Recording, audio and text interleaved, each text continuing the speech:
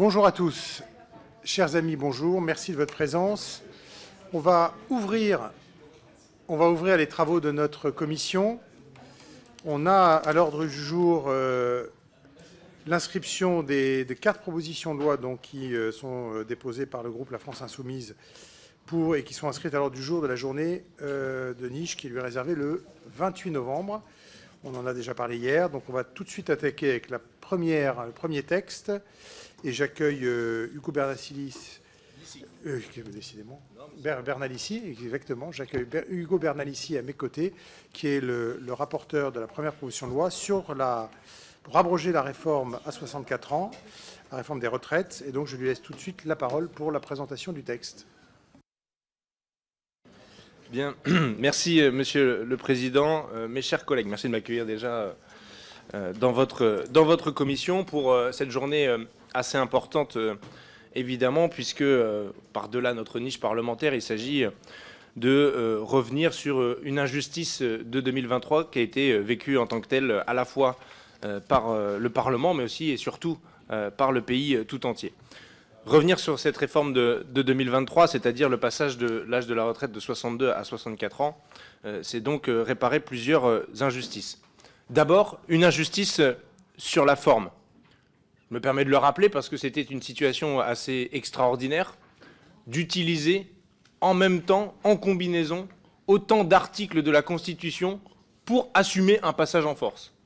D'abord, le fait de passer par un projet de loi de financement de la sécurité sociale rectificatif, avec l'usage du 47 alinéa 1 pour contraindre les délais, puis l'usage des articles 44 alinéa 2, 44 alinéa 3, le fameux article 40 au passage, et puis pour terminer, le 49.3, évidemment, pour adopter le texte. Ce qui fait que nous avons face à nous une injustice démocratique majeure, puisque l'Assemblée nationale n'a jamais adopté la réforme des retraites d'Emmanuel Macron, ne s'est jamais prononcée sur le décalage de l'âge de 62 à 64 ans, ce qui la rend évidemment illégitime.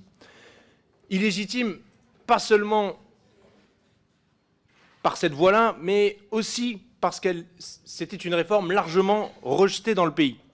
Largement rejetée dans le pays, évidemment, pour ceux qui aiment les sondages, vous l'aurez sans doute remarqué à l'époque, et c'est encore vrai aujourd'hui, plus de 70% des Françaises et des Français qui ont été sondés sont contre la réforme de la retraite à 64 ans, dont 93% même des actifs.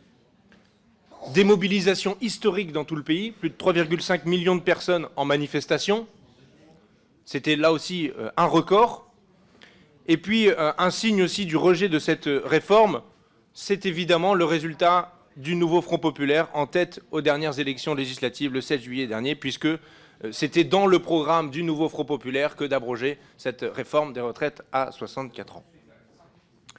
Ça, c'est cette première injustice démocratique sur la forme. Sur le fond, c'est aussi une injustice sociale. On a volé 2 ans de vie aux gens. On leur a volé 2 ans de vie. On leur a volé 2 ans de choix. Car le cœur de cette réforme, c'est le passage de l'âge de 62 à 64 ans.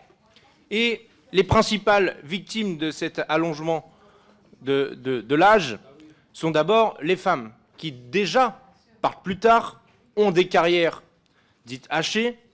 Et par exemple, nous avons les premiers chiffres du Conseil d'orientation des retraites. Pour la génération 72, les femmes partent 9 mois plus tard avec la réforme, alors que ce n'est seulement que 5 mois pour les hommes. Donc elles participent davantage à l'effort.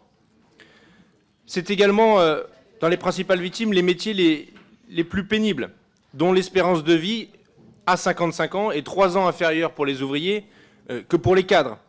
Ce sont aussi ceux qui sont éloignés de l'emploi, ceux qui sont ni en emploi ni en retraite, qui de facto, à partir du moment où vous repoussez de 62 à 64 ans, c'est autant d'années passées aux minima sociaux. Avec évidemment l'effet d'éviction qu'on connaît, qui fait que le système que la majorité, l'ex-majorité relative macroniste, n'avait en fait en réalité pas bien calculé, puisque ça vient grever d'autres dépenses sociales avec ces personnes qui restent aux minima sociaux. Et puis enfin les jeunes. Les jeunes qui, en réalité, sont aussi les principales victimes de cela, puisqu'ils vont cotiser davantage, avec, sans doute, vu votre système, des pensions inférieures par rapport aux pensions actuelles, puisque, finalement, le seul moyen de pilotage que vous avez dans le temps pour équilibrer le régime, c'est de baisser le niveau de pension, puisque votre réforme de 2023 n'a rien équilibré du tout. J'y reviendrai. Attendez, excusez-moi. Est-ce que, s'il vous plaît, on peut faire un tout petit peu moins de bruit, moins de conversation périphérique pour... c'est pas de l'obstruction, c'est juste pour qu'on puisse mieux entendre l'orateur. Merci beaucoup.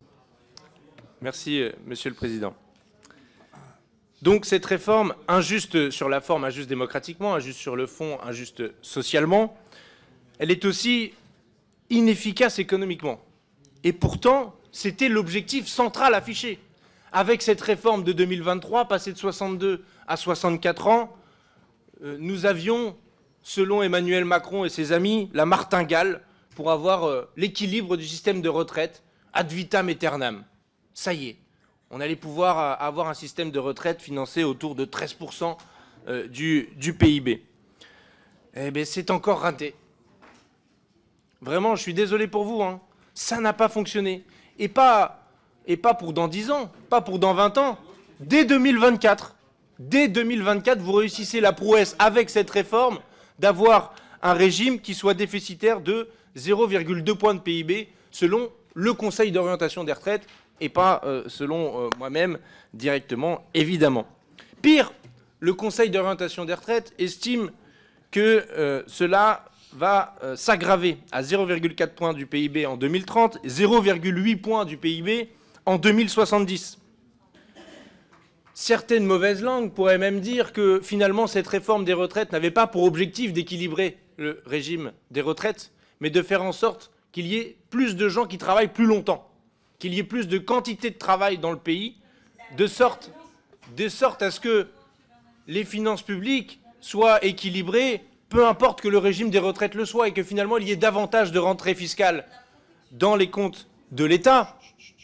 Et pourquoi vous voudriez cela? Peut-être que déjà à l'époque vous saviez, puisque M. Le Maire était encore ministre, qu'on allait droit dans le mur vis-à-vis des comptes de l'État, avec un déficit abyssal que vous avez laissé, 60 milliards d'euros qui manquent dans les caisses. C'est sûr que ça pousse à faire trimer les autres davantage. Ça, c'est clair. Et en plus, vos projections économiques étaient mauvaises. Et elles se réalisent, ces mauvaises projections économiques, de sorte à ce que, finalement, tout ça mis bout à bout, on est à quasiment 3 milliards d'euros manquantes dans les caisses. Donc, il faut réparer ces injustices. Et pour réparer ces injustices, quoi de mieux qu'une abrogation? Revenir à l'état antérieur, revenir à un âge de départ à 62 ans, avec 42 années de cotisation, afin que l'âge effectif soit le plus proche de 62 ans, effectivement. Finalement, de redonner le choix d'arrêter ou de continuer à partir de 62 ans. Ceux qui veulent continuer et qui peuvent continuer au-delà de 62 ans, ils doivent pouvoir avoir le choix, et c'est le cas. Mais s'ils veulent pouvoir s'arrêter à 62 ans, ils doivent aussi pouvoir le faire. J'y viendrai sur les 60 ans, collègues, je n'ai pas oublié l'objectif politique qui est le nôtre, et je ne suis pas là pour le camoufler, pour le masquer, mais on va faire par étapes si vous le voulez bien. Dans ce texte, par ailleurs, je tiens à rassurer les collègues de l'ex-majorité relative, il reste des aspects positifs que nous maintenons. Les dispositifs sur les carrières longues, d'ailleurs on les étend légèrement, mais aussi on maintient le fameux minimum contributif. Vous savez, l'arnaque que vous avez vendue aux gens comme étant l'objectif d'avoir tous une retraite pour une carrière complète au minimum à 1 200 €, qui ne concerne finalement, selon les caisses, que 10 à 20 000 personnes qui ont effectivement les 1 200 €. Alors évidemment, certains ont touché 70 €, 80 €, 50 €, 1 € du minimum contributif en fonction de leur situation. Donc on garde parce que c'est un peu mieux que si c'était pire, comme j'aime souvent à le dire. Et puis, vous allez sans doute arguer qu'avec cette abrogation, on va droit dans le mur économiquement, pour l'équilibre du système. Bon, déjà, on va droit dans le mur économiquement pour l'équilibre du système avec votre réforme de 2023. Admettons-le. Donc le problème est là. Il faudra le traiter et le régler.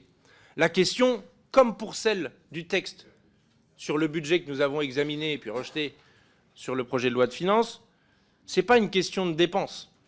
C'est une nouvelle fois une question de recettes. Question de recettes que vous ne voulez pas aborder. Parce que vous ne voulez pas qu'on parle de la hausse des cotisations. Et pourtant, c'est ce qui a été fait. Là, dans l'intervalle pour 2024, pour éviter que le trou abyssal ne soit trop grand de votre propre réforme, vous avez augmenté en partie les cotisations, sans l'assumer politiquement et sans le discuter.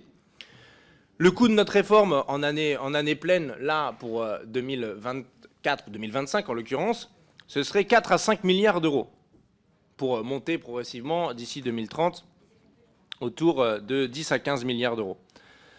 Bon, déjà, on a le temps de voir venir. On avait le temps de voir venir avant, c'était les déclarations de l'ancien président du Conseil d'orientation des retraites, mais on a le temps de voir venir, puisque déjà, on a le fonds de réserve des retraites qui permettrait d'avoir le temps de trouver des financements supplémentaires. Puisque vous le savez, nous avions proposé un amendement avec mon groupe parlementaire dans le projet de loi de financement de la sécurité sociale pour 2025, pour augmenter, pour faire une surcotisation sur les personnes qui gagnent plus de 2 plafonds de sécurité sociale et une surcotisation pour celles qui gagnent plus de 4 plafonds de sécurité sociale, rapportant la somme nécessaire pour abroger la réforme des retraites dès cette année.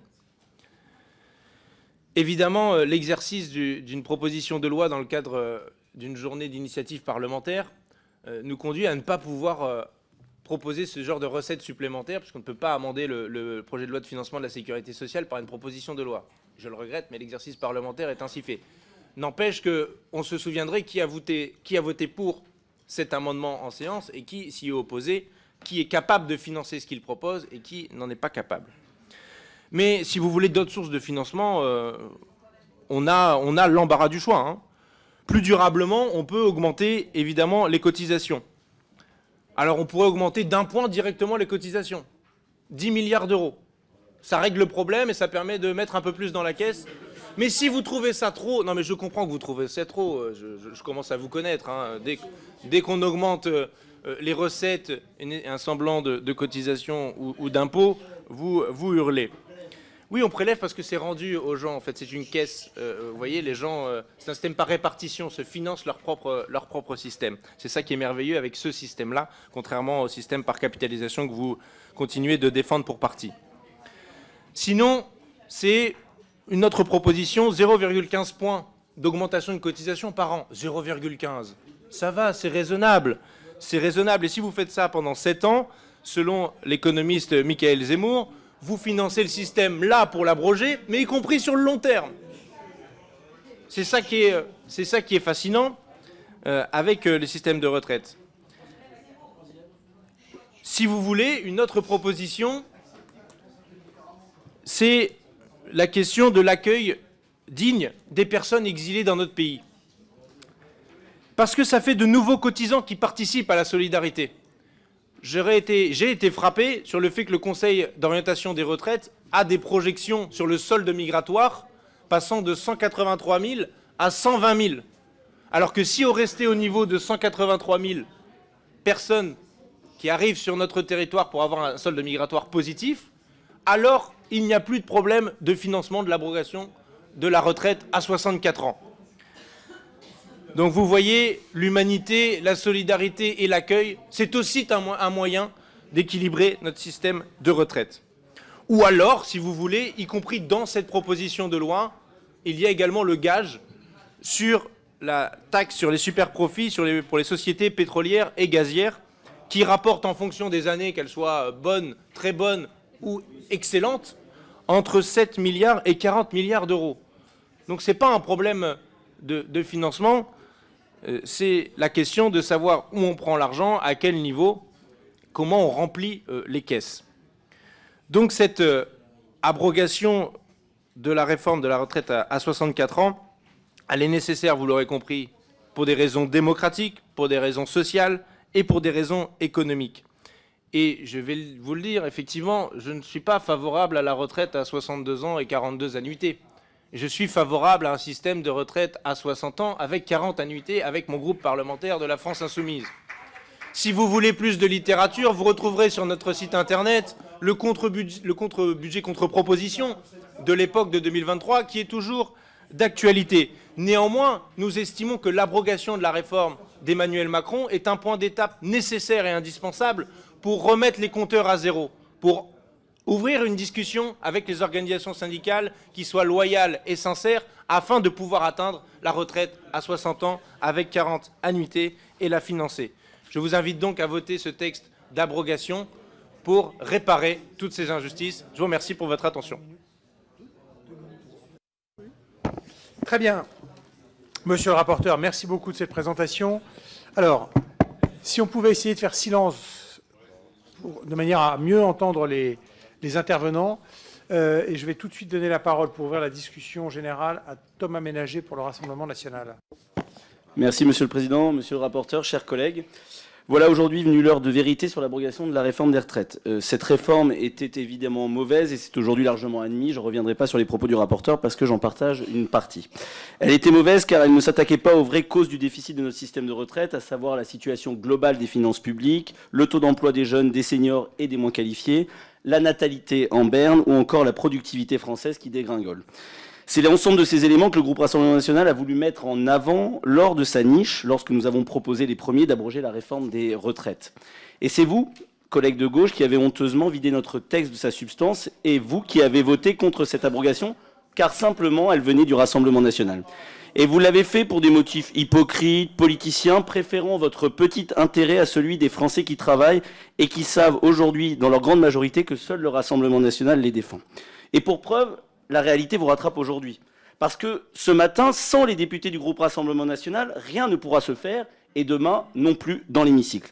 Sans les députés du groupe Rassemblement national, vous ne pourrez jamais abroger la réforme des retraites. Sans les députés du groupe Rassemblement national, ce matin, votre proposition de loi serait à son tour vidée de sa substance. Et donc c'est aujourd'hui seulement grâce au groupe Rassemblement national, que vous pourrez mettre fin à l'injustice de la réforme Borne. C'est grâce à la cohérence du groupe Rassemblement national, le premier de cette Assemblée, qui ont recueilli 11 millions de voix aux élections législatives, que vous pourrez faire adopter votre texte. Votre texte est le même que le nôtre. Et nous ne sommes pas sectaires. Nous n'avons qu'une seule boussole, l'intérêt général. Nous n'avons qu'une seule mission, celle de défendre nos compatriotes. Nous n'avons par conséquent, ce matin, aucune raison de nous y opposer, et voteront donc pour l'abrogation des pires dispositions de la réforme des retraites avant de mettre en place en 2027 le projet de justice sociale porté par Marine Le Pen et par Jordan Bardella. Je vous remercie. Merci beaucoup. S'il vous plaît, je vais laisser la parole maintenant à Prisca Thévenot. Merci Monsieur le Président. Mesdames et messieurs de la LFI, vous aimez à raison nous parler à l'Assemblée nationale des femmes et des hommes que vous rencontrez dans vos circonscriptions. Eh bien, permettez-moi à mon tour de vous parler de Françoise, Gilles, Ahmed et Nadia. Des prénoms qui racontent des vies et surtout des avancées concrètes dont ils ont pu bénéficier car rendues possibles par la réforme des retraites. Françoise, 63 ans, mère de 4 enfants, pourra enfin voir ses congés parentaux valorisés. Gilles, un ouvrier qui a travaillé toute sa vie pour un SMIC, eh bien, grâce à cette réforme des retraites, verra sa pension revalorisée. Ahmed, 56 ans, aidant auprès de son père handicapé, pourra bénéficier de nouveaux droits. Pour la première fois, son engagement sera reconnu et pris en compte. Nadia, jeune médecin libéral à Mayotte, va voir ses prestations complémentaires vieillesse renforcées. Une avancée pour les professionnels de santé des territoires ultramarins, trop souvent oubliés. Ces avancées, elles sont concrètes. Elles touchent la vie de tous les Français. Des travailleurs, des mères, des aidants, des jeunes, de nos aînés. Pourtant, ces prénoms ne signifient rien pour vous. Un seul prénom occupe vos pensées en permanence, celui de Jean-Luc. Jean-Luc, cet homme qui se revendique de gauche et dont le groupe politique à l'Assemblée en est aujourd'hui réduit à copier les propositions de loi venant du Rassemblement national. En agissant ainsi, vous les députés de la France Insoumise, vous allez finir par donner raison à celles et ceux qui disent que vous êtes plus dangereux que le Rassemblement national. Vos méthodes n'ont peut-être pas le fracas des extrêmes passés, mais elles produisent les mêmes dégâts. Des reculs sociaux, un pays fracturé et des millions de Français sacrifiés pour vos ambitions politiques personnelles. Alors aujourd'hui, faisons le choix de défendre François, Gilles, Ahmed, Nadia et pas Jean-Luc, dont le populisme rejoint aujourd'hui officiellement celui de Marine. Merci, s'il vous plaît, s'il vous plaît. Merci beaucoup. C'est déjà fini? Bon, ça va, il restait 15 secondes. Madame, c'est 2 minutes, 2 minutes, 2 minutes, 2 minutes. C'est 4 à la commission des lois, monsieur. Là, c'est 2 minutes, 2 minutes. C'est pas que les députés n'ont rien à dire, c'est qu'ils se contraignent à ces 2 minutes. Voilà, je vais tout de suite donner la parole à Madame Anaïs Bellouassa Chérifi. Merci Monsieur le Président, merci Monsieur le rapporteur, mes chers collègues. Il est temps de raviver le souvenir d'une République sociale, il est temps de reprendre le chemin du progrès pour ceux que le travail use. Ce chemin, nous allons l'emprunter à nouveau pour abroger cette réforme des retraites. Et par la proposition du groupe La France Insoumise, nous nous faisons les porte-voix d'une histoire commune, celle d'une France qui protège ses travailleurs, celle d'une France qui écoute son peuple. Une réforme des retraites, c'est un choix de société. Et cette réforme de 2023, elle a été défendue avec des arguments fallacieux. Pensez que sous prétexte que l'on vit plus longtemps, on peut travailler plus longtemps, alors que c'est parce qu'on travaille moins longtemps que l'on vit plus longtemps. Il est temps de rendre aux Français les 2 années de vie que vous leur avez volées. Repousser l'âge du départ à la retraite, c'est porter atteinte au droit au repos et au temps libéré. 1/4 des Français les plus pauvres sont morts à 62 ans. Vous passez votre vie au travail avec les métiers les plus pénibles et vous ne profiterez jamais de votre retraite. En passant cette réforme impopulaire avec la violence d'un 49.3 dont tout le pays se souvient, la Macronie assume une chose, celle d'être à l'origine de maladies professionnelles, d'épuisement, de souffrance, d'usure et de mort au travail. Cette réforme, elle se fait aussi contre les femmes. 7 mois de plus passés au travail par rapport aux hommes, car la Macronie refuse de s'attaquer aux inégalités structurelles du marché du travail. Les femmes à qui on a imposé majoritairement des carrières incomplètes seront les premières soulagées de cette abrogation. Ce que vous organisez, c'est un chômage de masse. Vous voulez faire travailler plus longtemps nos aînés alors que 5 millions de personnes sont inscrites à France Travail. Au cours du XXe siècle, je vous le rappelle, le temps de travail a été divisé par 2 et la productivité a été multipliée par 40. Vous allez contre le sens de l'histoire qui est de redistribuer le travail, car c'est ce qui permet à toutes et toutes d'accéder à une vie digne. Abrogeons cette réforme, il est temps. Merci beaucoup. Arthur Delaporte pour le groupe socialiste. Merci Monsieur le Président, Monsieur le rapporteur, chers collègues. Dès demain, tous les vieux relèveront le front et tous les jeunes se diront du moins que la fin de vie ne sera pas pour eux le fossé où se couche la bête aux abois. Ces mots de Jean Jaurès en 1910 résonnent aujourd'hui encore, tant l'enjeu de notre vote est symbolique. Nous avons l'occasion de réparer une double injustice, aujourd'hui et la semaine prochaine en séance. Nous avons l'occasion enfin d'apporter une réponse à Angélique Carrède, à domicile, agent enseignant, Luc, manutentionnaire, Laetitia, agricultrice. 2 minutes ne suffiront évidemment pas pour ces femmes et ces hommes à qui votre loi a volé les 2 meilleures années de leur vie, comme il nous disait. Ces femmes et ces hommes, surtout ces femmes, cette majorité qui paye le coût de cette réforme cynique en raison de leur carrière courte, hachée, ces femmes qui, non seulement sont moins payées que les hommes, mais devront partir encore plus tard qu'eux. Aujourd'hui, nous avons l'occasion donc d'abroger votre réforme passée pour défendre un modèle de financement des retraites pour un système plus juste. Nous avons l'occasion de revenir aussi sur la brutalisation démocratique de notre Parlement, bâillonné par tous les instruments à votre disposition et enfin de reparlementariser notre vie démocratique. Nous en avons besoin. Nous avons la possibilité de répondre surtout à une attente forte des Françaises et des Français qui manifestaient si massivement dans les rues il y a 1 an seulement aux côtés des syndicats unis. Nous avons enfin la possibilité d'approuver une mesure de justice sociale portée par la gauche qui sera demain défendu au Sénat. Pierre Mauroy, rappelé au Sénat en 2010, lors de l'examen de la réforme Woerth, qui revenait sur les droits conquis par la gauche, en 81 notamment, qu'il revoyait ses ouvriers venir le voir, comme ils allaient voir leurs élus, pour dire « je ne peux plus avancer ».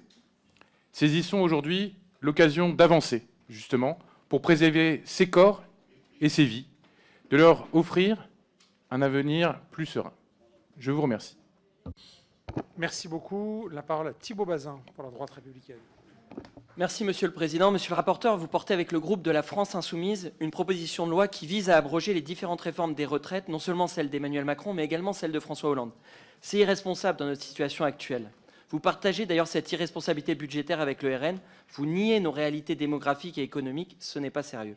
En effet, vous voulez non seulement abaisser l'âge légal de départ à la retraite, mais également réduire la durée de cotisation. Cela signifie qu'il y aura moins de cotisants et beaucoup plus de bénéficiaires, alors même que nous connaissons un vieillissement de la population marqué par un nombre de retraités beaucoup plus important rapporté au nombre d'actifs.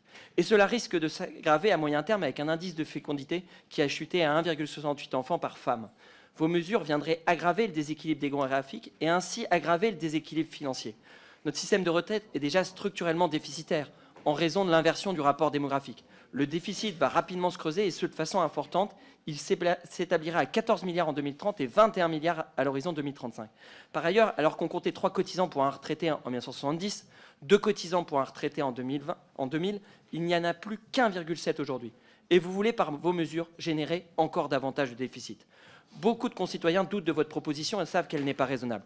Ils savent qu'un tel déséquilibre pourrait leur porter préjudice. Quelles seraient les conséquences de votre proposition pour les Français ? Un système sous-financé structurellement mettant en péril notre système de retraite par répartition. D'un côté, des retraites dont les pensions seraient menacées d'une baisse durable, de l'autre côté, des actifs dont les cotisations pourraient augmenter, baissant d'autant leur pouvoir d'achat sans leur assurer des pensions futures à la hauteur de leur espérance. C'est-à-dire une baisse de pouvoir d'achat pour ceux qui travaillent et ceux qui ont travaillé, c'est inacceptable dans le contexte actuel. Les Français, bien conscients de cette équation, attendent toutefois plus de justice sociale et une amélioration du système de retraite. Notre Premier ministre, lors de son discours de politique générale, a indiqué que certaines limites peuvent être corrigées, notamment sur les retraites progressives, l'usure professionnelle ou l'égalité entre les femmes et les hommes. Conformément à ce vœu, nous devons engager un dialogue avec les partenaires sociaux pour réfléchir à des aménagements raisonnables et justes de la loi. Merci beaucoup. La parole à Alexis Corbière, pour le groupe écologiste. Mes chers collègues, le débat qui s'ouvre est sans doute le plus important de cette législature, le plus fondamental. La position du groupe que je défends, écologique et social, est évidemment de soutenir ce texte et de voter pour. Ce débat, en effet, est au carrefour des deux grandes questions qui déchirent actuellement notre société. La question sociale et la question démocratique. D'abord sur la question sociale. Cette contre-réforme des retraites est injuste socialement. Actuellement, avec le système antérieur, 40% des travailleurs n'arrivent pas à 62 ans dans l'emploi. Avec cette mesure qui a été adoptée par la force, plus 110 000 personnes vont basculer dans les minima sociaux et sans doute 280 000 nouveaux demandeurs d'emploi selon l'adresse. C'est aussi un problème qui exprime la grande question démocratique. Collègues macronistes, si vous vous interrogez pourquoi vous avez subi une défaite aux dernières élections, l'explication est dans ce vote.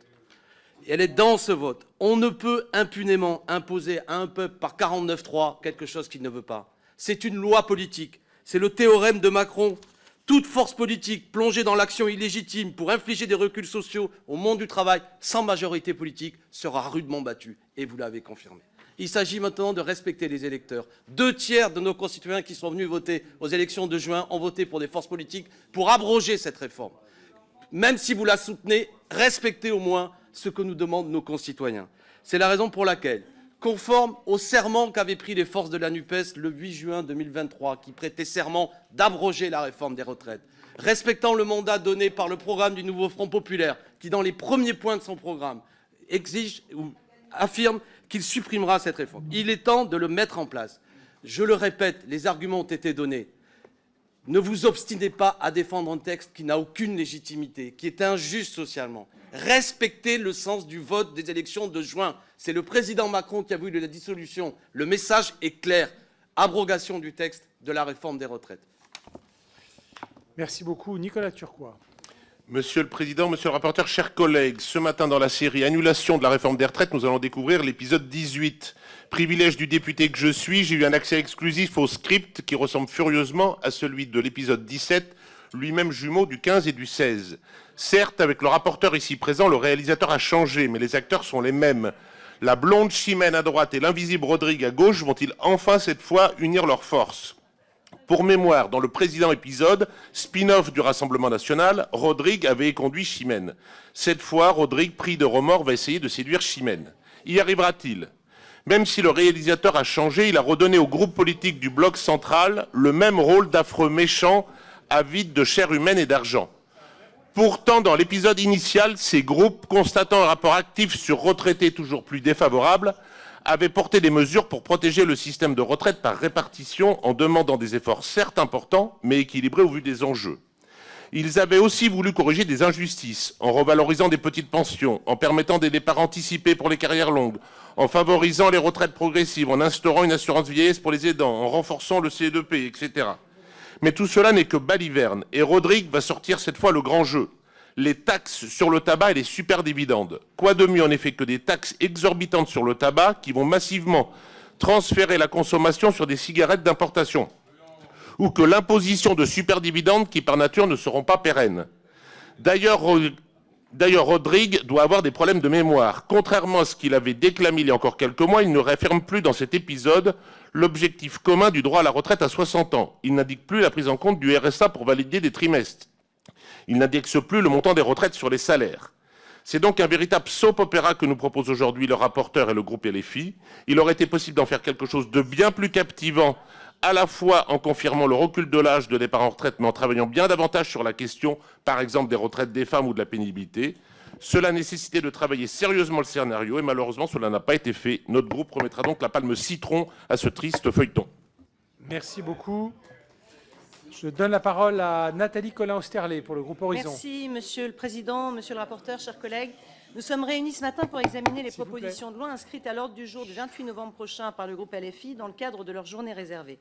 Ce droit a été introduit dans le but de renforcer les pouvoirs du Parlement et de valoriser l'initiative parlementaire.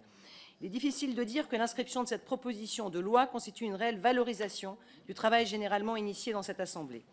Après avoir le 31 octobre discrètement lié vos voix aux nôtres pour faire rejeter la même proposition défendue par le Rassemblement national dans l'unique but de clamer pour vous seul ce simulacre de victoire politique.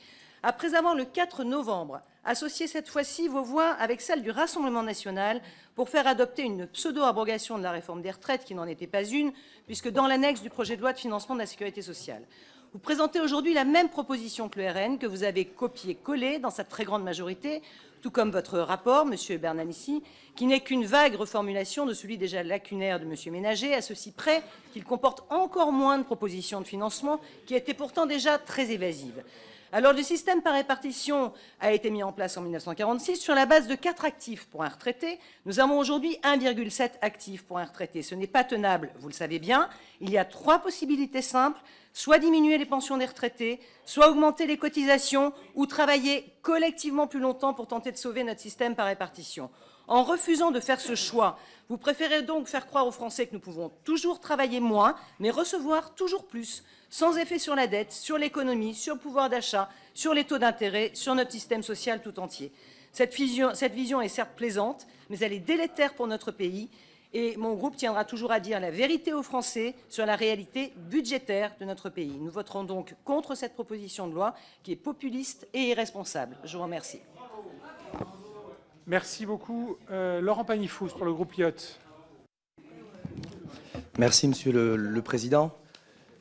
Cette proposition de loi, excusez-moi pour ma voix un peu raillée, cette proposition de loi a un mérite, c'est de remettre sur la table un sujet qui est loin d'être soldé, très loin. Et la dernière réforme des retraites de 2023, qui était une réforme que je considère comme beaucoup d'autres qui était injuste sur le fond et sur la forme, doit être remise sur la table.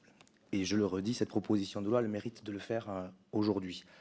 Avec beaucoup de députés de mon groupe, nous avions défendu plusieurs idées, notamment celle d'élargir la base de financement de notre système de retraite, qui aujourd'hui porte uniquement sur les revenus du salaire, et d'envisager l'idée de l'élargir aux revenus du capital, ce qui nous semblait plus juste. Et au regard du réalisme budgétaire et du réalisme démographique auquel nous sommes affrontés, il semble aujourd'hui assez difficile d'envisager de financer notre modèle de retraite uniquement sur les revenus du travail et d'assumer l'idée qu'il faudrait peut-être l'élargir. Nous avions insisté sur un autre point, c'était celui de la pénibilité. Toutes les réformes qui se sont succédées ont, pour certaines, essayé de prendre en compte la question de la pénibilité. La dernière, et ces dernières années, nous avons d'ailleurs enlevé certains critères de pénibilité, ce qui n'était pas normal. Et j'espère que dans l'avenir, nous serons en capacité d'inscrire dans une réforme des retraites qui devra venir, une autre réforme des retraites, des critères objectifs de pénibilité qui prendront réellement en compte les difficultés de certains et certaines d'entre nous. Ensuite, nous avons aussi défendu l'idée qu'on pouvait inciter celles et ceux qui souhaitent travailler plus longtemps. Aujourd'hui, vous savez, il y a un bonus de 5% par année travaillée. On pourrait peut-être même aller au-delà. Ce serait bénéfique pour notre régime et pour son financement. La retraite progressive, le cumul emploi-retraite et d'autres. Mais globalement, la tenue d'une conférence de financement pour étudier toutes les pistes alternatives possibles. Ce que je veux dire pour terminer, c'est que cette proposition de loi veut supprimer 2 réformes. La réforme Touraine et la réforme que je vais dire Macron, et la réforme des socialistes et la réforme de Macron. La réforme de Madame Touraine était une réforme difficile, mais avait le mérite d'être juste parce que elle demandait à tout le monde de cotiser un petit peu plus. Et c'est pour ça que je déposerai un amendement qui propose de supprimer cette mesure. Et à cette condition, alors, je soutiendrai cette proposition de loi. Merci beaucoup. Je donne la parole à Yannick Monet. Merci, Monsieur le Président. Je me doutais qu'on allait avoir une commission un peu animée. Je suis quand même... C'est un vrai sujet, la question des retraites, et je pense qu'on aurait pu se saisir de cette occasion pour avoir un vrai débat de fond, un vrai débat d'idées. Je voudrais faire quelques remarques. Je suis toujours très surpris du mépris du bloc central, ce qu'on appelle le bloc central, sur cette question de la réforme des retraites. Toujours très surpris de recevoir des leçons de gestion de la part de ceux qui gèrent le pays depuis 7 ans. Quand on va dans l'État, on voit le pays aujourd'hui. Quand on voit M. Le Maire, qui était LR, me semble-t-il, et nous expliquer qu'on dit la vérité aux Français. Bref, je pense que c'est un débat qui mérite humilité. Je conçois que dans ce débat, on puisse ne pas être d'accord, qu'on n'aime pas les mêmes projets de société, et tant mieux, ça tombe bien, mais qu'on essaye d'avoir raison tout seul, c'est un peu plus gênant. Le fait que plus de 70% des gens sont contre cette réforme devrait être un indicateur. Je vais revenir sur 3 remarques. Tout d'abord, ces fameuses leçons de gestion. Oui, des propositions de financement, nous en avons fait.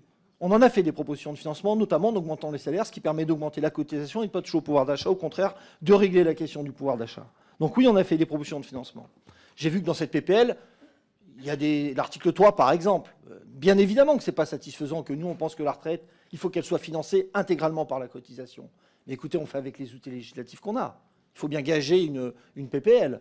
Donc, je comprends que nos collègues de l'AFI ont pris cet outil législatif et ont essayé de s'en débrouiller comme ils le pouvaient.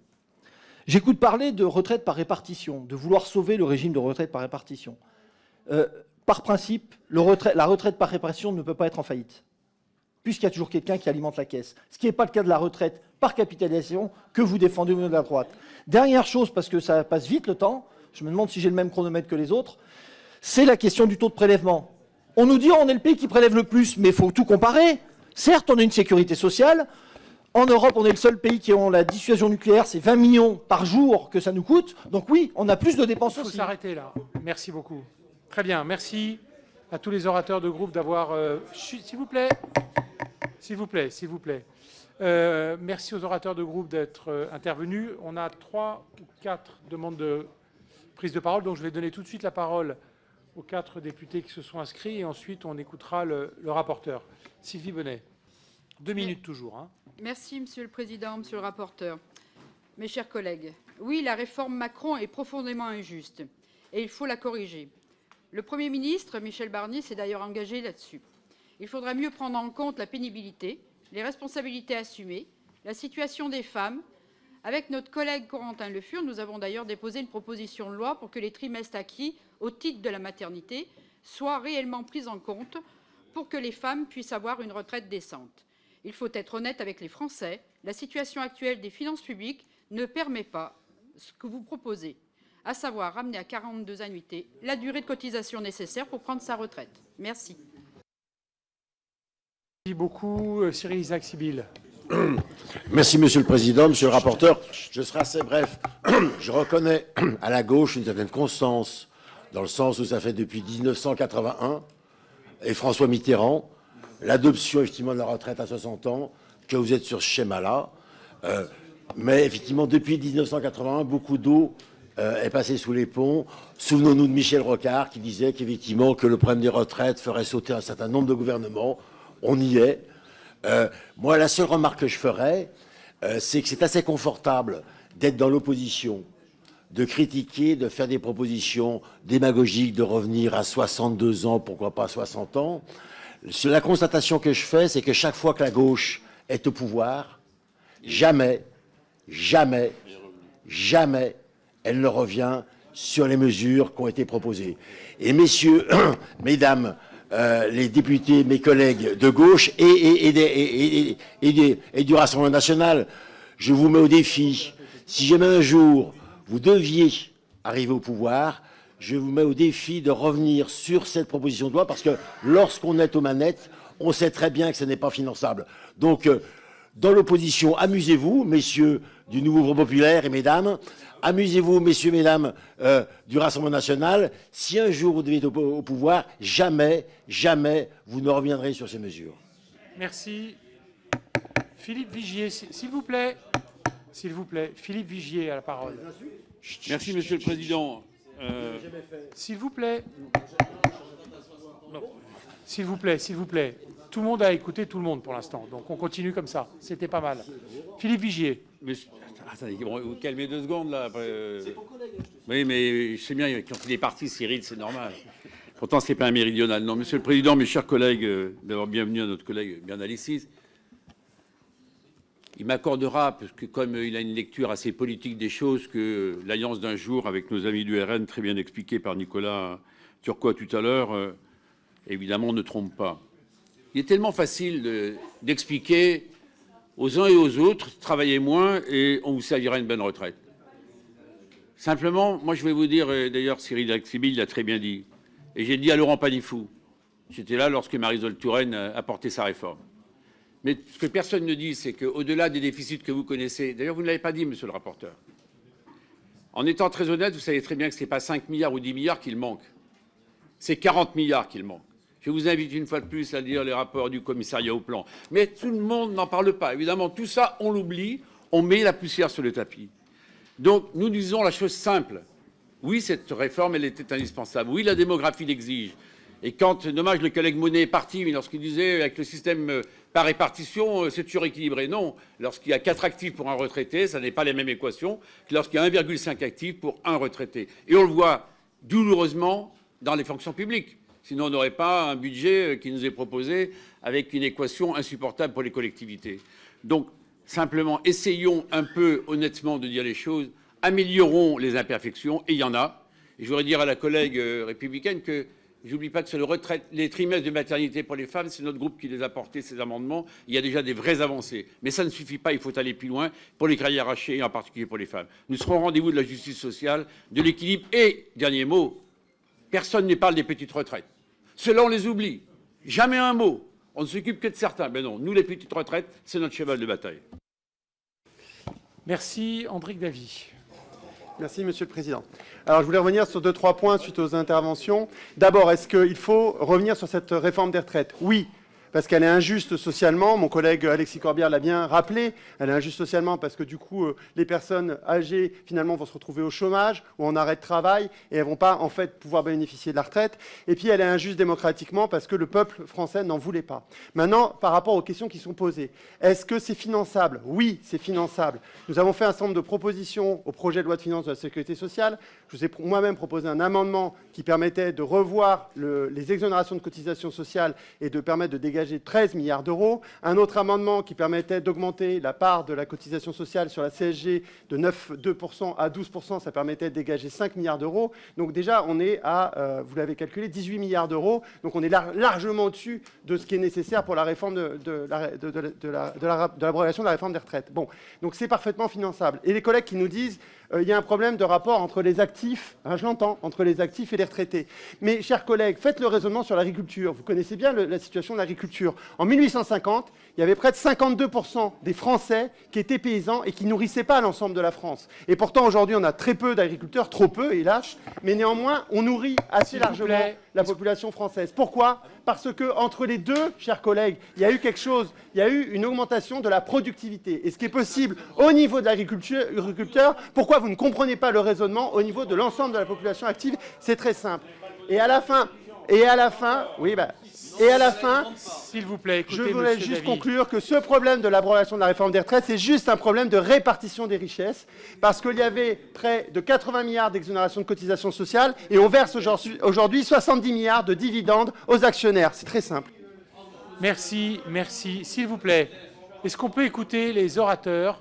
sincèrement, pour la qualité du débat, c'est pas mal. Madame Gabrielle Catala.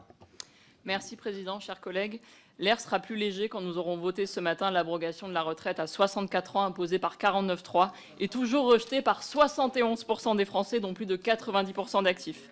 Vous avez arraché 2 années de vie à des millions de travailleuses et travailleurs sans aucune honte, avec tout ce qui va avec, vos mensonges sur la retraite à 1 200 €, les violences policières et les gardes à vue arbitraires. Et qui sont, comme d'habitude avec vous, les premières victimes? Les femmes et les hommes qui exercent les métiers les plus pénibles, des métiers que jamais personne n'a exercé dans cette salle. Personne ne sait dans cette salle ce que c'est d'avoir le dos cassé en deux pour 1 000 € mensuels, tout en étant forcé de travailler jusqu'à 64 ans, à part peut-être ma collègue Mathilde Digné qui était ouvrière agricole. Le prix de vos cadeaux aux plus riches, vous le faites payer aux femmes qui traînent toute leur vie des petits salaires, des temps partiels subis, des carrières morcelées, des corps usés par des emplois pénibles au service du plus grand nombre. Avant même cette réforme, 40% des femmes partaient avec une carrière incomplète, 19% attendaient 67 ans pour échapper à la décote. Déjà, les femmes partaient à la retraite en moyenne 6 mois après les hommes, au terme du vide professionnel où elles avaient gagné 15% de moins qu'eux à temps de travail égal. Vous aviez, dès le début de l'année 2023, entre les mains votre propre étude d'impact qui annonçait que la retraite à 64 ans allait infliger 2 années complètes de décalage à une femme sur 4, que 2 tiers des personnes qui devraient partir plus tard seraient des femmes, que leur âge de départ augmenterait 2 fois plus que les hommes. Franck Riester avait vendu la mèche. Vous saviez que les femmes allaient être, je cite, pénalisées par le report de l'âge légal et vous vous êtes dit « Tiens, quelle bonne idée, faisons ça ». Mes collègues, de qui vous moquez-vous? Votre réforme baisse aussi le niveau des pensions des femmes. Pour notre part, nous sommes cohérents. Nous avons toujours été opposés à la retraite à 64 ans, aux 43 annuités et au gel des pensions que vous prévoyez, parce que nous nous tenons aux côtés des 3/4 des Français qui sont contre cette réforme. Rendez-vous le 28 novembre pour la séance. Merci beaucoup. Adrien Clouet. Merci, Monsieur le Président. Alors, on entend beaucoup dire, notamment dans les rangs des partisans de la retraite à 64, 65, 66, bientôt 85 ans, que les chiffres disent des choses. Bon, collègues, le langage des chiffres, c'est comme le langage des fleurs, on lui fait dire à peu près n'importe quoi, surtout lorsqu'on licencie le président du Conseil d'orientation des retraites, car son analyse vous déplaît. Effectivement, ça aide. Mais je voulais rebondir sur le propos de notre collègue Bazin, parce qu'il est très intéressant et c'est le nerf de la discussion. Vous nous dites qu'il y avait 2 cotisants pour un retraité en l'an 2000, et qu'il y a aujourd'hui 1,7 cotisants pour un retraité. Vous ne mentez absolument pas, mais jamais je n'aurais... Si, parfois je l'ai dit, mais pas ici en l'occurrence. Donc le ratio cotisants-retraités a reculé de 15%. Alors par curiosité, parce que je trouve vos interventions toujours intéressantes, j'ai été regarder comment a évolué la productivité du travail, c'est-à-dire combien on produit par heure travaillée depuis l'an 2000. Vous pouvez le faire vous-même, hein, au CDE ou Eurostat, il y a différentes séries statistiques. Eh bien, collègues, surprise, depuis l'an 2000, la productivité du travail a augmenté de 16%. Plus que la dégradation du ratio cotisants-retraités. Ça veut dire que 1,7 cotisants aujourd'hui produisent plus que 2 cotisants en l'an 2000. Et donc, grâce à M. Bazin, on vient d'apprendre qu'en réalité, non seulement il n'y a pas de problème, mais que la situation est meilleure qu'en l'an 2000. Et que si on distribuait les richesses de la même manière qu'il y a 25 ans, il n'y aurait aucun problème. Donc, collègue Bazin, merci beaucoup pour votre plaidoyer visant à reprendre au capital ce qu'il a pris sur la période et le remettre dans les caisses de retraite. Très bien, merci beaucoup. Allez, s'il vous plaît. Non. Dernier orateur inscrit, Gaëtan Dussaucet, et ensuite... Ah, non, il y a encore... Oui. Vincent. Alors, merci, Monsieur le Président. Allez-y, Monsieur Dussaucet. Chers collègues, plusieurs points. D'abord, pour faire écho à ce que disait notre collègue Catala, elle a parfaitement raison. Il se trouve qu'en effet, la réforme d'Emmanuel Macron est une réforme qui a pénalisé d'abord les femmes. Ce n'est pas pour le coup ni le groupe de la France Insoumise, ni le Rassemblement National qui le dit. C'est l'étude d'impact du gouvernement lui-même, au moment où on a travaillé sur cette réforme de retraite, en 2023, qui nous a justement dit que les femmes se retrouveraient finalement, parce qu'elles ont des carrières hachées, parce qu'elles font davantage de temps partiel, à travailler 2 fois plus et à être pénalisées 2 fois plus que les hommes. Donc c'est toujours assez intéressant d'entendre des personnes nous expliquer en réalité que c'est une réforme de justice sociale. Sur la question du financement, quand même, il faut savoir que le problème de financement de notre système de retraite, c'est la politique économique qui est menée par Emmanuel Macron et par les gouvernements qui l'ont précédé. On finance un système de retraite quand on est capable d'avoir une politique économique qui crée de la productivité, qui crée de la richesse, qui crée des emplois, qui réindustrialise le pays. Donc il y a un moment donné, essayez de vous attaquer aux résultats piteux qui sont ceux du gouvernement depuis 7 ans, plutôt que de faire payer les Français de vos incompétences. Enfin, une dernière réflexion. Vous utilisez l'argument du vote et du soutien du Rassemblement national un peu comme on va dire, une sorte de stigmatisation de ceux qui soutiendraient cette abrogation, alors qu'encore une fois, elle est soutenue et elle est demandée par plus de 70% des Français dans notre pays. Vous savez, pour nous, ce n'est pas le baiser du diable hein, de s'associer au vote du Rassemblement national, puisque en effet, ils sont nécessaires. Sans les votes du Rassemblement national, on ne pourra pas faire passer cette abrogation. Donc, je profite à nouveau de ce temps de parole pour vous dire que pour nous, ce sera évidemment une très grande fierté que de revenir sur cette réforme profondément injuste que vous avez imposée à coup de 49.3 contre la volonté populaire. Très bien. Je donne la parole à Laurent Baumel. Oui, simplement pour appuyer les propos de notre collègue Alexis Corbière tout à l'heure, c'est-à-dire l'interpellation démocratique de nos collègues macronistes et de la droite républicaine. Vous avez le droit d'avoir un tropisme idéologique. On sait que dans vos milieux politiques et économiques, la réforme des retraites représente depuis plusieurs décennies une sorte de totem, quelque chose qui vous donne le sentiment d'avoir une forme de responsabilité par rapport aux finances du pays. Bon, quels que soient finalement les éléments qui vous sont apportés sur la nécessité objective ou non de ces réformes, vous vous sentez obligé de les faire décennie après décennie, et vous poursuivez votre idée fixe. C'est une fixette, en définitive, la réforme des retraites. Mais ce qui est quand même important dans la période qu'on vient de vivre, c'est que, Alexis Corbière l'a dit, le peuple français a quand même massivement rejeté cette réforme. Et vous n'avez pu l'adopter que par un 49.3. Donc moi, j'entends bien que vous considériez qu'il n'y a pas de majorité absolue dans cette Assemblée, que la gauche est une majorité relative, un peu plus forte que vous, mais qu'elle n'est que relative. Mais regardez quand même ce qui s'est passé dans le pays, c'est que cette réforme des retraites, elle est profondément rejetée. Donc si vous avez un peu de conscience démocratique, vous devriez quand même en tenir compte pour abroger, enfin en tout cas pour entendre la nécessité de revenir sur cette tâche du quinquennat Macron. Merci beaucoup. Sandrine Rousseau a demandé la parole. Merci, Monsieur le Président. Je voudrais qu'on se dise quand même que de manière récurrente et au 20e épisode et peut-être au 40e, la France, le peuple français sera majoritairement encore contre cette réforme. Et pourquoi? Pour une raison simple, c'est que augmenter l'âge de départ, c'est injuste. C'est injuste. C'est-à-dire qu'en fait, c'est... Et surtout, si vous adossez cela à la perte de critères de pénibilité. Et en fait, c'est incroyable que vous ne l'entendiez pas. Et je voudrais vraiment que vous vous posiez la question de à quoi sert la démocratie et quel est le rôle de représentant du peuple dans cet hémicycle, puisque aujourd'hui, il y a une majorité extrêmement large. Quand vous disiez, Madame Thévenot, que je crois que c'est Françoise venait dans votre permanence pour vous dire qu'elle était très contente de sa situation, a-t-elle fait le siège de votre permanence pour demander 2 ans de plus de travail? Sans doute pas. Et quand bien même elle avait envie de travailler davantage, elle peut le faire sans la réforme. C'est-à-dire que pour les personnes qui ne veulent pas partir en retraite, on peut le faire.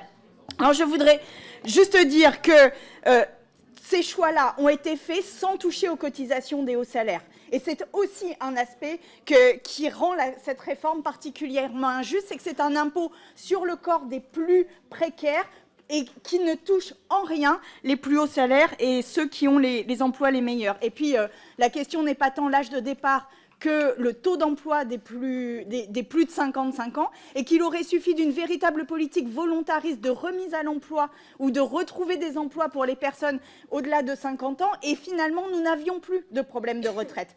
Et ça, encore une fois, c'est quelque chose qui est passé sous silence pour préférer une mesure autoritaire qui s'impose à tout le monde. Vraiment, je vous le dis, ce que vous faites abîme la démocratie au-delà de votre camp, qui en effet a fondu aux dernières élections, ça abîme la démocratie tout entière. Merci. Stéphanie Rist. Oui, s'il vous plaît. merci, Monsieur le Président. Aujourd'hui, j'ai une petite pensée pour Bill Murray et son film La journée de la marmotte, parce qu'on refait le débat de cette réforme des retraites de façon vraiment régulière. On a eu un débat qui a duré plusieurs semaines. Plusieurs semaines, le débat a duré. Je me rappelle, j'étais rapporteur de cette réforme que j'ai défendue avec conviction. Et on a, pour éclaircir pour les Français, parce que je trouve que parfois, ce n'est pas très clair, nos débats, mais là, je crois que c'est très clair. On n'est pas d'accord sur un principe de fond sur cette réforme des retraites. Pourquoi? Nous sommes face, et ça, je crois que tout le monde est d'accord, sur un sujet de démographie qui entraîne moins d'actifs qui permettront de payer les retraites par répartition. Et dans on veut tous ici protéger notre système par répartition. En tout cas, c'est ce qu'on entend à chaque fois dans ces débats. Et on a 3 solutions. Soit augmenter les cotisations, soit baisser les pensions de retraite, soit augmenter l'âge de travail. Nous avons fait le choix d'augmenter l'âge de départ à la retraite et de maintenir un pouvoir d'achat et pour les actifs et pour les retraités. Ce n'est pas votre choix. Je crois que le débat est assez clair, sans aucun mépris. Nous n'avons pas la même vision, mais je crois qu'il faut être dans l'honnêteté vis-à-vis des Français. Si cette réforme de retraite est abrogée, certes, ils pourront partir à 60 ans, mais avec une retraite beaucoup plus basse, si elle est encore payée, ou avec un pouvoir d'achat diminué. Merci beaucoup. Béatrice Bellet. Merci Président. À l'heure où un certain nombre de territoires, dont le mien, pays des océans, la Martinique, est en feu, il y a vraisemblablement des personnes qui ne veulent pas comprendre, qui ne veulent pas entendre qu'une partie de cette France, celle en tout cas qui vit malheureusement, lorsqu'elle vit de son travail dans la plus grande des misères, n'était pas et n'est toujours pas d'accord avec le fait de la priver de 2 ans de vie dans des travaux parfois saccadés, dans des carrières qui n'ont pas été des carrières longues et fructueuses, mais hachées et mal payées. Ce qui nous surprend, ce n'est pas tant vos choix idéologiques, ça on les connaît. Ce qui nous surprend aujourd'hui, c'est votre mépris pour la démocratie, votre mépris finalement pour les Français. Ils vous ont dit non et vous persistez inlassablement avec un non. Vous persistez inlassablement avec des 49.3 qui n'en finissent pas, et alors même que l'on vous donne la chance et l'opportunité de changer de braquet, vous continuez. Et vous nous avez donné des leçons sur bien des choses ces dernières années, notamment sur votre capacité, soi-disant, à gérer la France en bon banquier ou en bon père de famille. Ce que nous avons remarqué, c'est que vous êtes les pires élèves qu'il y ait jamais eu. Et à l'heure où le congrès des maires est en train de se passer, il n'y aura pas eu de dotation et d'histoire de la répartition des dotations plus infâmes que celle qui va arriver pour les collectivités. Alors s'il vous plaît, de grâce, ne venez pas nous donner des leçons et ne venez pas nous dire que nous avons des avis différents. Oui, ils sont différents, mais ceux auxquels vous devez vous conformer, ce ne sont pas les nôtres, mais ceux des Français. Merci beaucoup. Madame Godard. Merci, Monsieur le Président. Alors, je vais pas revenir sur ce moment brutal, parce que c'est comme cela qu'a été ressentie cette réforme des retraites en 2023. Je crois que c'est à ce moment-là aussi qu'il y a eu aussi un divorce entre le peuple et le pouvoir. Et c'est à ce moment-là aussi qu'il y a eu une forme de brutalité et que l'esprit de la démocratie a été profondément abîmé, vraiment. Et de ce fait, c'est la confiance, la question de la confiance, la question de la légitimité aussi du pouvoir en place à ce moment-là, et également de son autorité, si je puis dire, naturelle, qui a été profondément abîmée. Et cela, je crois qu'on doit en avoir conscience, et c'est cela aussi qui est exprimé aujourd'hui a fortiori. Moi, ce qui m'épate quand même dans ces discussions que vous pouvez avoir au niveau... les discussions qu'on peut avoir, c'est qu'à aucun moment, celles et ceux qui défendent cette réforme des retraites ne parlent de la réalité du marché du travail, ne considèrent aussi ce que les Français veulent, la vie qu'ils souhaitent, de concilier davantage la vie personnelle avec la vie professionnelle, de considérer aussi que la question du travail a évolué, la place du travail a évolué, que les Françaises et les Français ne sont plus prêts à sacrifier leur vie pour la gagner. À aucun moment, vous ne considérez aussi l'évolution, les mutations économiques qui transforment les métiers aussi, qui laissent aussi et qui donnent une place beaucoup plus importante à la formation, à la question des compétences dans les territoires. À aucun moment, vous ne considérez aussi que les vies se vivent certes peut-être un peu plus longuement et tant mieux, mais par séquences plus courtes. Et en fait, c'est cette forme de déni si vous pouvez conclure, qui est très présent et que nous regrettons et que nous exprimons aujourd'hui. Merci beaucoup. Didier Legac. Non, merci, Président. Juste un mot très rapide, puisque je peux entendre nous comprendre que la France Insoumise et le Rassemblement National sont l'un et l'autre contre la réforme et l'allongement de la durée de travail, pour des raisons différentes d'ailleurs les uns et les autres, mais qui se retrouvent aujourd'hui autour de ce texte. Par contre, quand j'entends les deux oratrices précédentes du Parti Socialiste, l'une de nous dire que les carrières hachées ne bénéficient pas aux salariés et aux travailleurs, effectivement. Mais bon sang, la réforme Touraine, mesdames, c'était 43 ans de cotisation. Ayez quand même... Parce que vous venez de parler de la confiance avec le peuple. Moi, la confiance avec le peuple, c'est de dire la vérité. Quelqu'un qui a commencé à travailler à 23 ans, qui a eu une carrière hachée, ne peut pas partir avant 64 ou 65 ans. C'est ça la réalité aujourd'hui dans le pays. Et c'était la réforme Touraine portée par le Parti Socialiste. Donc soyez cohérents avec votre propre parti. Donc aujourd'hui, vous avez bon ton de critiquer cette réforme. Mais la réforme Touraine, c'est 43 ans de cotisation avant de pouvoir percevoir une retraite à temps plein. Madame Bellet, personne ne vous a interrompu quand vous avez parlé. Donc respectez ceux qui parlent, même s'ils n'ont pas le même avis que vous. Voilà. Non, mais c'est pas ça. Mais pardon. Mais je demande. Non. Je demande. Non. Je demande pour tout le monde le calme voilà. S'il vous plaît. Allez, Madame Lebon, s'il vous plaît. Est-ce qu'on peut écouter Madame Lebon, à qui je donne la parole? S'il vous plaît, est-ce qu'on peut écouter Madame Lebon? Merci, Monsieur le Président. Madame Thévenot. S'il vous plaît. Madame Thévenot, Alors, vous avez d'ailleurs... non, mais je vais commencer mon intervention en m'adressant à vous, parce que vous avez tout à l'heure mentionné une médecin libérale de Mayotte. Pardonnez-moi, mais j'ai failli bondir. Bondir parce que les Outre-mer ont été particulièrement impactés par cette réforme de retraite. Par exemple, mon territoire, La Réunion.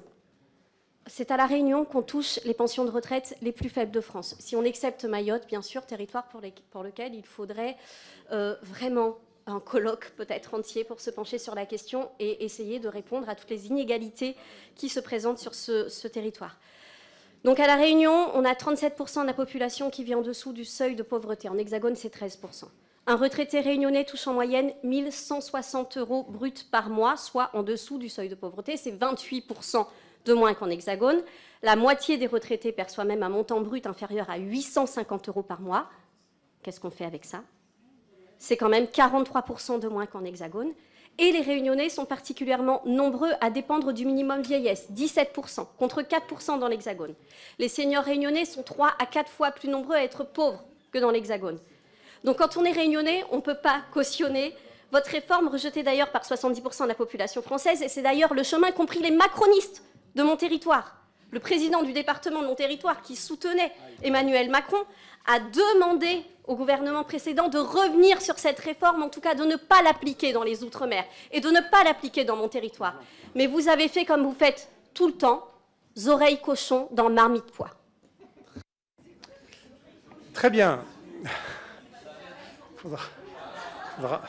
Faudra traduire pour ceux qui ne connaissent pas. Bon, s'il vous plaît. Très bien, merci Madame Lebon de votre intervention qui vient clôturer, s'il vous plaît, qui vient clôturer les prises de parole. Je vais donner la parole au rapporteur pour apporter les réponses qu'il souhaite apporter aux différents orateurs qui se sont succédés depuis tout à l'heure.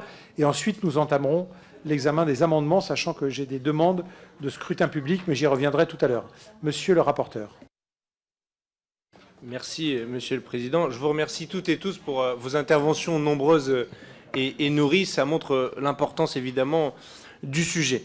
Je voudrais juste clarifier d'emblée un certain nombre d'éléments, notamment suite à l'intervention du groupe EPR. Vous mettez en avant des avancées de la réforme de 2023 pour les plus petites retraites, petits montants de retraite, avec le minimum contributif. Mais je vais vous rassurer, on ne touche pas au minimum contributif dans cette proposition de loi d'abrogation. On ne change pas ça. Tout ce que vous avez mis en avant n'est pas enlevé par ce texte. Donc ça ne sert à rien de l'utiliser comme argument ou pour montrer que ce serait génial ce que vous avez fait, puisque ça ne changera pas avec ce texte. En revanche, ce qu'il faut dire, et ce que vous ne dites pas vous-même en bon défenseur de votre propre réforme, c'est qu'elle ne permet pas d'atteindre l'équilibre dès 2024. Quand même raté dès le départ, première minute de jeu. Même moi, j'ai eu du mal à y croire. Je me suis fait répéter l'information 2 fois. Qu'est-ce que c'est que cette histoire? C'était pourtant ce qu'on nous avait vendu. Vous trimerez plus, vous travaillerez plus, ça financera plus le système de retraite. Ce n'est pas le cas. Parce qu'il n'y a pas que les paramètres que vous avez voulu mettre en avant les uns et les autres pour défendre le système. Vous mettez en avant uniquement la durée de cotisation, la démographie, vous évacuez habilement la question des recettes et vous n'abordez pas la question de la productivité. Alors, je m'attendais à ce qu'il y ait même des interventions sur le taux d'emploi et notamment le taux d'emploi des seniors, hein, qui était le grand sujet défendu par l'ex-majorité relative. Bon, exit de vos interventions, on comprend bien pourquoi, vu que vous n'atteignez aucun de vos objectifs annoncés initialement, notamment sur ces catégories. C'est vrai que votre politique économique est celle qui s'annonce pour 2025 avec la réduction des dépenses publiques, va nous conduire à une récession qui ne va pas améliorer la situation des comptes de la sécurité sociale et encore moins la situation des retraites.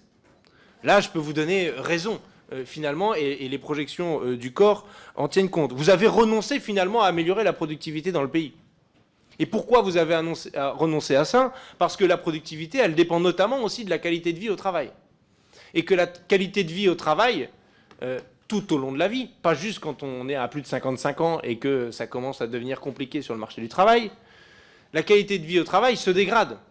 Les différentes réformes que vous avez faites du marché du travail, notamment en supprimant le CHSCT, n'ont pas aidé à ça. Parce que pour être en bonne santé en fin de carrière, il faut être en bonne santé tout au long de la carrière. Elle est là la principale difficulté. Et sur la pénibilité, j'entends l'argument. Hein. Elle dit oui, il faudrait qu'on renforce les questions de prise en compte de la pénibilité. Écoutez, ça tombe très bien. Il y a un texte tout à l'heure qui sera présenté par ma collègue Gabrielle Catala qui va exaucer vos vœux.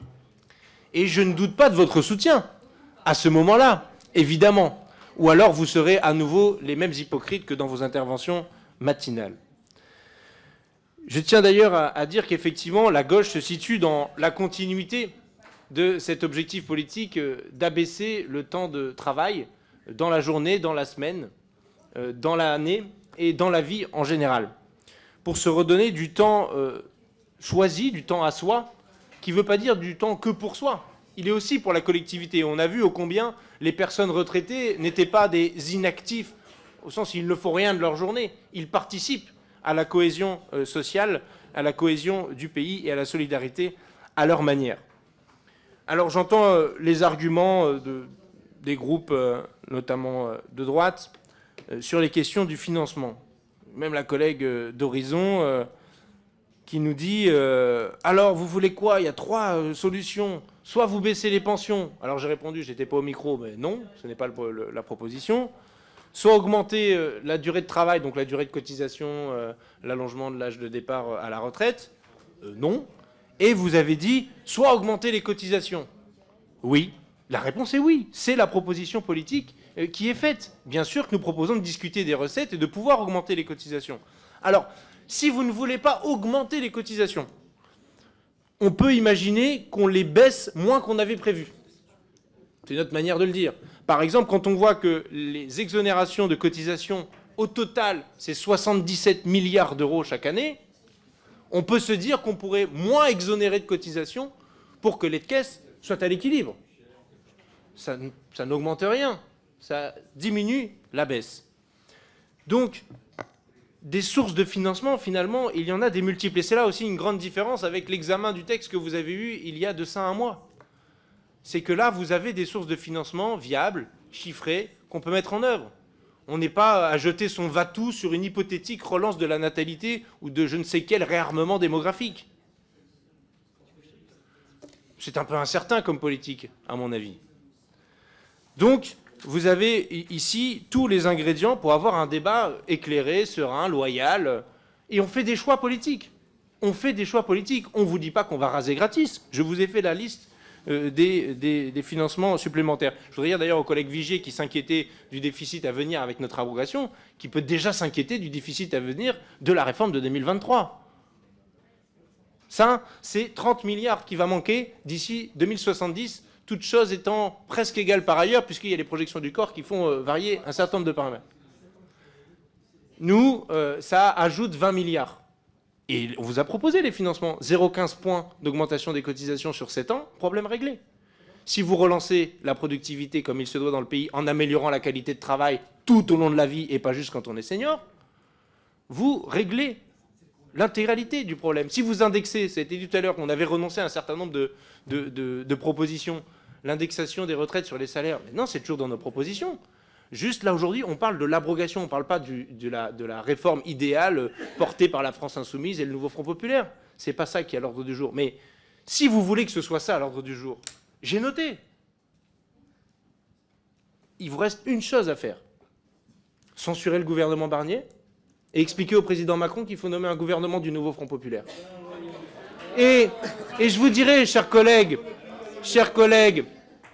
soutenant le président Macron, qu'en plus, vous pourriez aussi nous expliquer que vous ne censuriez pas un gouvernement du nouveau Front Populaire pour qu'il puisse faire ce que vous souhaitez, une conférence de financement pour mettre les syndicats autour de la table et conduire une réforme juste démocratiquement, socialement et économiquement. Allez-y, joignez l'acte à la parole. Faites-nous confiance, laissez-nous faire, vous verrez. Vous verrez. Donc, la réalité, c'est que on a ici tous les ingrédients pour abroger cette réforme des retraites et qui n'empêche pas de faire travailler celui ou celle qui voulait aller jusqu'à 64 ans, d'aller jusqu'à 64 ans, même d'aller jusqu'à 65.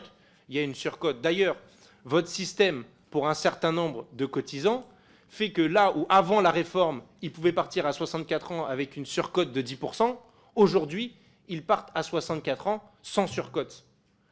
Et si cette personne a une petite retraite, au lieu d'avoir sa surcote de 10%, vous allez lui donner entre 30 et 40 euros bruts avec le minimum contributif supplémentaire. Et vous nous dites que c'est une avancée? Vous nous dites que ça, c'est une avancée? Non, ce n'est pas une avancée. On appelle ça un recul, quand votre niveau de pension diminue pour la même durée de cotisation sur l'intégralité de votre retraite.